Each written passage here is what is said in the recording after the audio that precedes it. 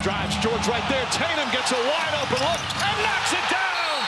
Jason Tatum ties the game. National Basketball Association is the largest basketball league all over the world. A tough challenge for general managers in NBA is to build a competitive team. However, teams often find it difficult to sign contracts with players they really demand.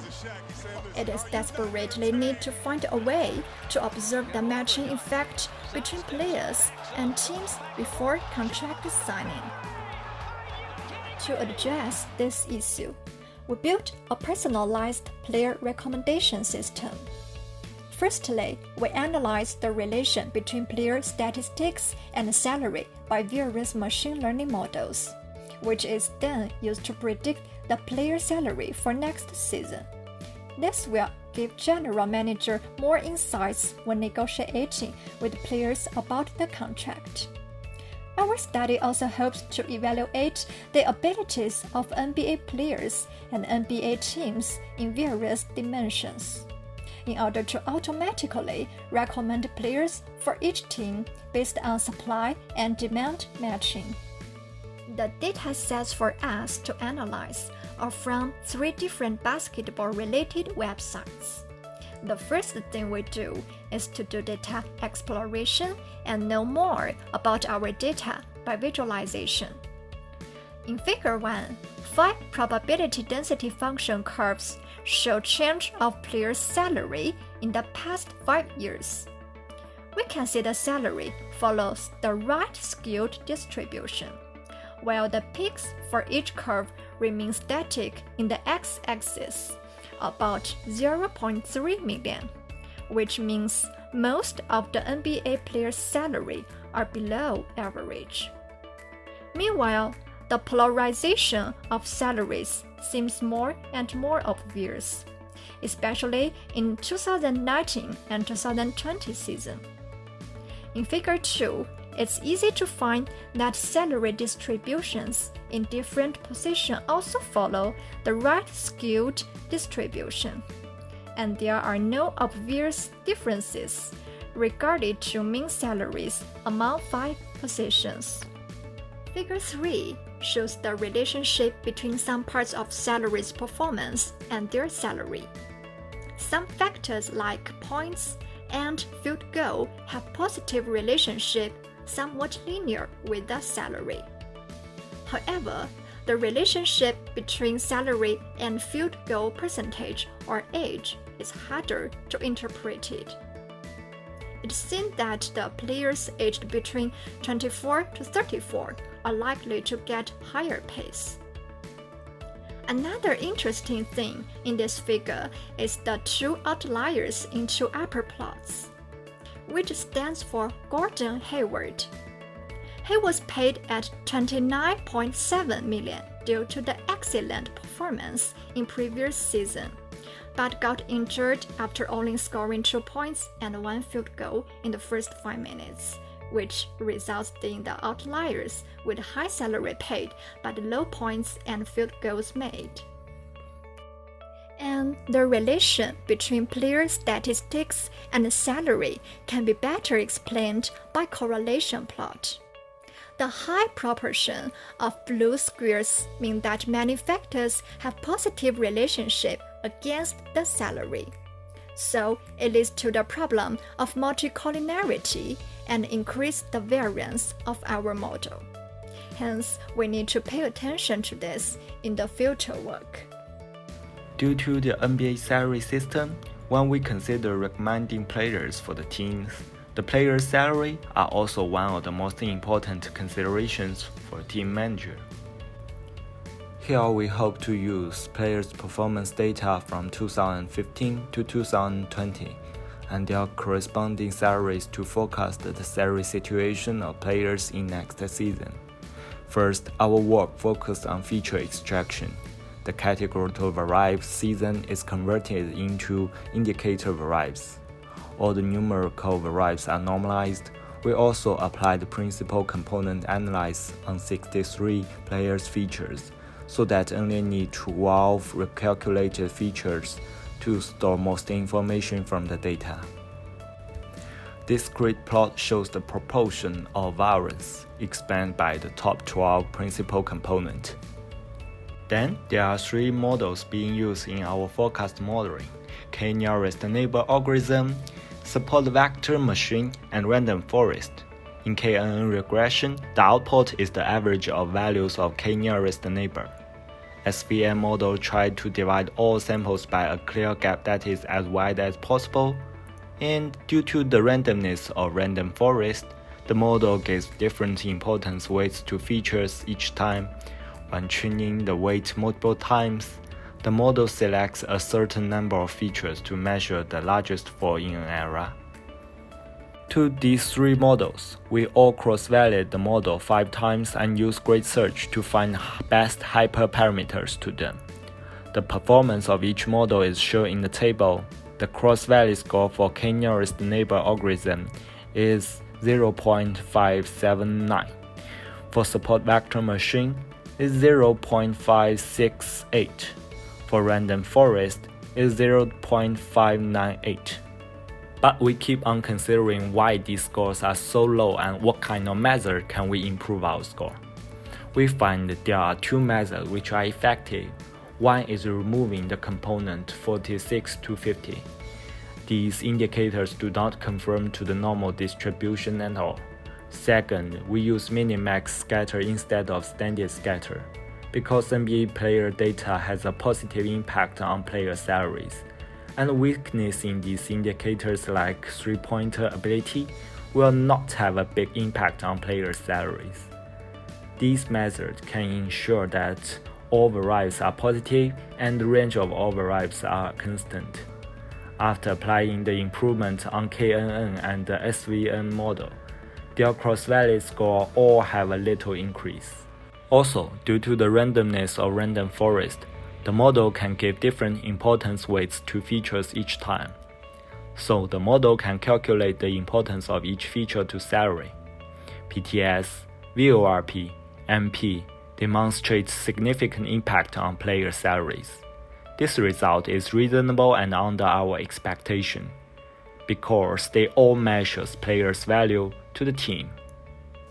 As mentioned in this part, we need to detect the team's weaknesses first, and then find suitable players for them to improve weaknesses.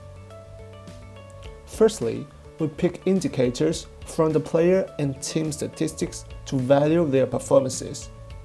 There are 3 principles of picking indicators, and I think the most important one is the second one, because we found that insufficient indicators will lead to similar recommendation results among the teams. After some tries, we picked 10 indicators, which are shown below. Each player's or team's performance can be visualized by spider plots after standardization. These 2 spider plots are for 1 player and 1 team. The circle in the middle is average. Whether their performance is below the average or not can be easily seen from these plots.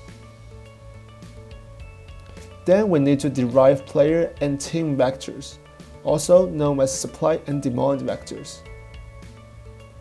Team vectors are calculated by picking the indicators where the team's performance is below average. The length of the vector is dependent on how many weaknesses the team has. The team vector is shown here. The way to derive player vectors is nearly the same as team vectors. We focus on the team's weaknesses. Here we do some filtration of players. For each team, only the players who outperform the league average regarded to these weaknesses are taken into consideration. The player vector is shown here.